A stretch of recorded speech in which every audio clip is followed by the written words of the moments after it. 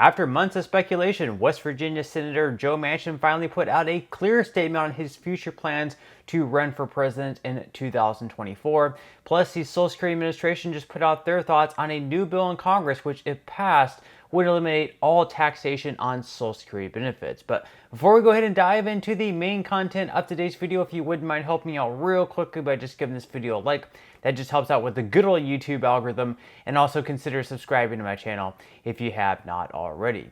Plus, if you would like to receive up to $9,000 in free stocks, in a pinned comment below, I will be leaving a link to Webull. All you have to do is once you click on that link is just sign up for a free account and then deposit at least 1 penny. At that point, Webull will be sending you at least 3 free stocks worth, once again, all the way up to $9,000. Okay, so diving right into our lead story of today's video. And of course, over the past several months, there's been speculation about whether or not Joe Manchin would run for president in 2024. He said, maybe I will, maybe I won't. He hasn't really put any clear thoughts out there. And just recently, he said that he's not going to be running for re-election in his state of West Virginia in 2024, leaving the door wide open for Republicans to take his seat in the state.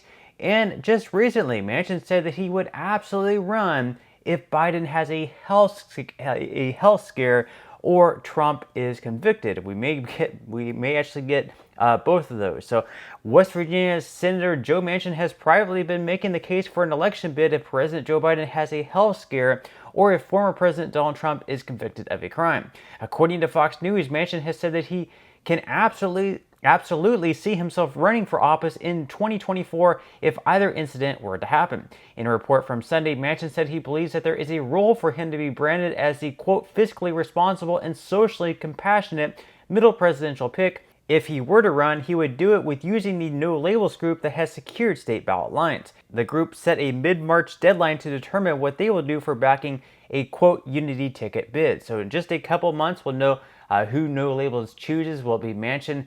Manchin might just jump in the race. Whether or not Trump is actually convicted by March or Biden has enough of a health scare. We all know Biden is not the same Biden as he was back when he was the vice president of Barack Obama.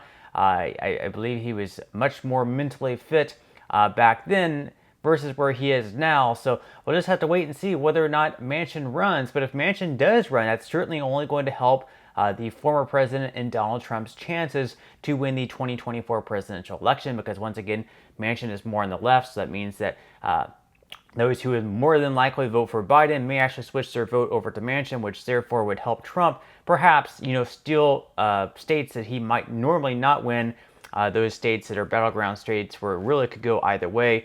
We're talking Michigan, we're talking Pennsylvania, we're talking Nevada, Arizona, New Mexico, states like those. And we can prove this by just looking at the general election. If we look at polling results, where we have Robert F. Kennedy Jr., someone who's also throwing his hat into the ring to run. And we can look, whenever Kennedy is in the race, he's actually stealing mostly votes from Biden. So on average, if Trump is in a race against both Biden and Kennedy, on average, he's winning by right around 3.7 points. As you can see there is one poll by Quinnipiac where Biden actually wins that hypothetical matchup. But you got to think that if we have an election where it's Trump, Biden, Kennedy, and Manchin, it's really only going to help Trump even more, and it's probably going to secure it more or less for Trump unless something just crazy happens. Now, of course, Biden, in large part, one of the reasons he's probably not going to get reelected is just, the fact of Americans just aren't all that happy with the job that he's been doing. Whenever he was running in 2020, he was kind of running as a centrist candidate, someone who said that he was going to bring Americans together, and try I guess to be the opposite of Trump in his own words. But really, since running, he's done exactly the opposite. Instead of being this centrist candidate, he's moved far to the left to all of Bernie Sanders' policies. And one of the disasters that Biden has been implementing since coming into office, of course, are the border crossings. It's just a complete invasion into the country. And until now, he hasn't really cared that much. And now he's saying that we need to change this, that we need to pass this bill. So they are, reaching some sort of deal in the Senate that would be, I guess, considered bipartisan, because we have a few Republicans who are more than likely going to join the Democrats in passing. This bill, of course, is already dead in the House and is for one reason. Donald Trump has been speaking out on the bill, and Democrats are saying that because of Donald Trump, this bill is going to fail, that it's Donald Trump's fault. So we're going to look at this article here by ABC News that Senate nears bipartisan border deal that Trump calls a disaster. So Senate negotiators are racing to put the finishing touches on a national security spending bill they hope can simultaneously fund Ukraine, Israel, and Taiwan and offer legislative solutions to slow the surge of migrants at the southern border. Of course, Trump is against this bill, so Trump on Monday said that a border bill is not necessary, blasting the ongoing negotiations. He said they are using this horrific Senate bill as a way of being able to put the broke disaster onto the shoulders of the Republicans. The Democrats broke the border. They should fix it, Trump posted on his social media network. And then he also said that as a leader of our party, there is zero chance I will support this horrible open borders betrayal of America. It's not going to happen. I noticed a lot of these senators are trying to say respectfully they are blaming it on me. I say that's okay. Please blame it on me, please, because they were getting ready to pass a very bad bill. So again, we have a lot of people blaming Trump, both Republicans and Democrats, saying that Trump is going to be the reason they do not end up passing this bill. And, we have a lot of people from the outside looking in like, hey, Republicans for a long time have been wanting to come up with a solution to fix the southern border. Why wouldn't they pass this bill? Biden is for it. Democrats are for it. We have even some Republicans for it. Why exactly are some Republicans not wanting to pass the bill? Well, the fact is, the only thing that they talk about in the bill in fixing the southern border and people coming across it is they would only shut it down if and only if we ended up having 5,000 or more people cross it per day. 5,000 people, that's a lot of people crossing the border. That's 150,000 people per month. So absolutely that number should be much, much lower than what it is. Even 3,000 people per day would be more than 1 million people over the year. Quite frankly, that's too much. And if they wanted to shut it down, Biden could shut it down right now if he wanted. But the fact of the matter is he's not, and that's really just the facts of the matter. Now, the article goes on to say that according to sources, a deal worked out by Senator James Lankford, Chris Murphy, and Kyrsten Sinema would require the Department of Homeland Security to nearly shut down the border if migrant crossings increase above 5,000 people per day on any given week, or if average daily encounters reach a 4,000 a day threshold in a 1 week span. So again, this really isn't exactly a real plan according to most Republicans.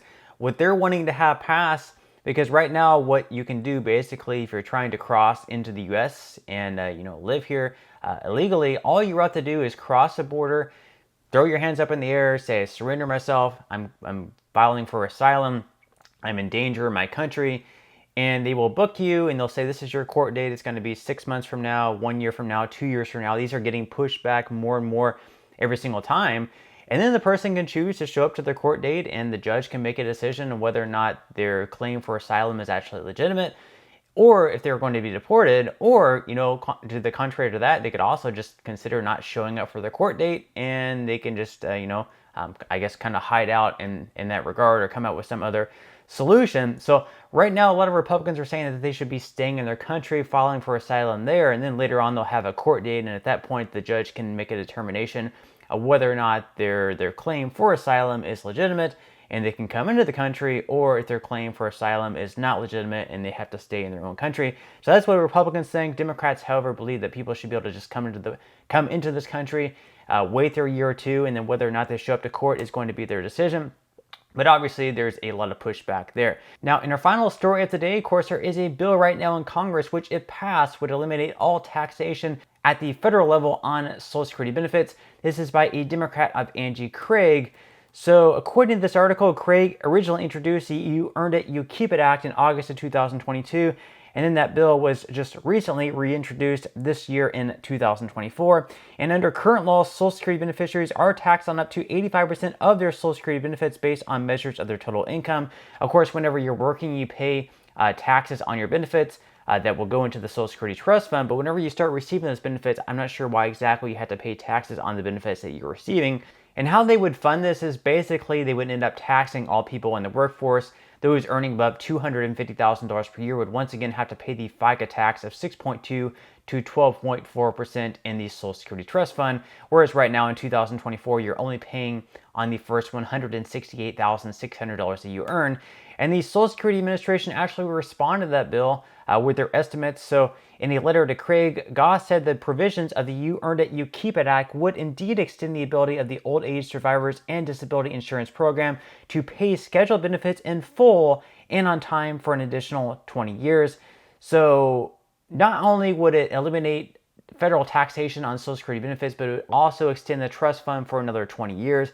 Now, another 20 years isn't exactly doing a whole lot there, so in the end, I don't think this is a bill that's probably going to end up passing, because there are other bills out there that do the same. They tax people who earn above $250,000 per year, but that extends the trust fund well out into 2100. Whereas right now, it looks like the trust fund is going to go insolvent anywhere between 2031 through 2033, at which point they would only be able to pay out around 75 to 80% of the scheduled benefits. But that's all we have for today's video. I certainly hope that you enjoyed and found value out of it. If you did, again, I would greatly appreciate if you could give this video a like. Consider subscribing to my channel if you have not already, and I will see you in the next video.